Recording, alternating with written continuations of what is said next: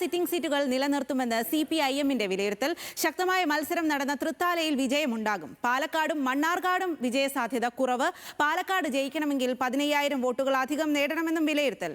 വിവരങ്ങളുമായി സച്ചിൻ ആണ് ചേർന്നത്. സച്ചിൻ, കേരളത്തിൽ 140 മണ്ഡലങ്ങളിലും തെരഞ്ഞെടുപ്പ് നടന്നുവെങ്കിലും എല്ലാവരും ഉറ്റുനോക്കുന്ന ഒരു മണ്ഡലമാണ് പാലക്കാട് എന്നുള്ളത്.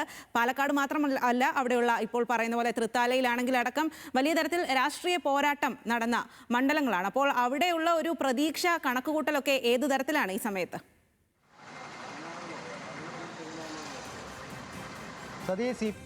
ജില്ലാ സെക്രട്ടേറിയറ്റ് യോഗമാണ് വിലയിരുത്തിയത്. അത് പ്രധാന പാലക്കാട് ജില്ലയിൽ 10 സിറ്റിംഗ് സീറ്റുകളാണ് LDF-നുള്ളത്. അത് മുഴുവൻ നിലനിർത്താൻ LDF-ന് സാധിക്കും എന്നാണ് CPM-ന്റെ ജില്ലാ സെക്രട്ടേറിയറ്റ് യോഗം വിലയിരുത്തിയത്. പ്രധാനമായും പാലക്കാടും മണ്ണാർക്കാടും കഴിഞ്ഞ തവണയും UDF-നൊപ്പമായിരുന്നു. അത് ഇത്തവണയും UDF-നൊപ്പമായിരിക്കും എന്ന കാര്യം തന്നെയാണ് CPIM വിലയിരുത്തുന്നത്.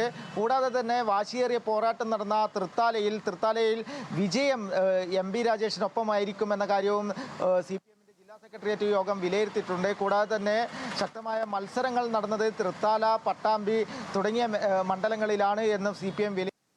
എന്തായാലും കോങ്ങാട്, മലമ്പുഴ മണ്ഡലങ്ങളിൽ CPM മുൻപ് തന്നെ ഡീൽ ആരോപണം ഉന്നയിച്ചിരുന്നു. കോങ്ങാട് മണ്ഡലത്തിൽ BJP-യുടെ വോട്ടുകൾ കോൺഗ്രസിന് നൽകിക്കൊണ്ടുള്ള ഒരു ഡീലാണ് അവിടെ ഉണ്ടാക്കിയത്. നേരെ തിരിച്ച് മലമ്പുഴയിൽ കോൺഗ്രസിൻ്റെ വോട്ടുകൾ BJP-ക്ക് നൽകുന്ന സ്ഥിതിയുമാണ് ഉണ്ടായിട്ടുള്ളത്. എന്നാൽ ഇരു മണ്ഡലങ്ങളിലും വിജയം CPM-നൊപ്പം തന്നെയായിരിക്കുമെന്നും CPM-ന്റെ ജില്ലാ സെക്രട്ടേറിയറ്റ് യോഗം വിലയിരുത്തിയിട്ടുണ്ട്.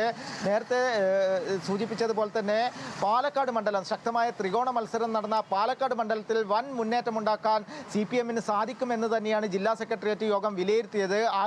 15,000-ഓളം വോട്ട് കിട്ടിയാൽ മാത്രമാണ് പാലക്കാട് മണ്ഡലത്തിൽ വിജയിക്കാൻ സാധിക്കുള്ളൂ.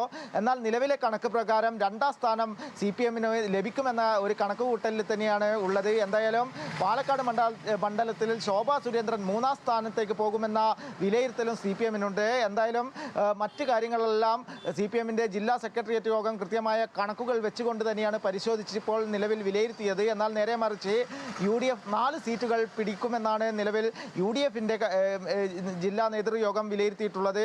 അത്തരത്തിൽ ശക്തമായ വാശിയേറിയ പോരാട്ടം നടന്ന പാലക്കാട് CPM-ന്റെ സിറ്റിംഗ് സീറ്റുകൾ നിലനിർത്തും എന്ന് തന്നെ ഉറപ്പിച്ച് പറയുകയാണ്. ശരി സച്ചിൻ, അത്തരത്തിലാണ് പാലക്കാട് ഉള്ള പ്രതീക്ഷ. അതിൽ ഏറ്റവും പ്രധാനം എന്ന് പറയുന്നത് തൃത്താല MP രാജേഷ് തന്നെ നിലനിർത്തും എന്നുള്ള വിശ്വാസത്തിൽ, പ്രതീക്ഷയിലാണ് CPIM ഉള്ളത്.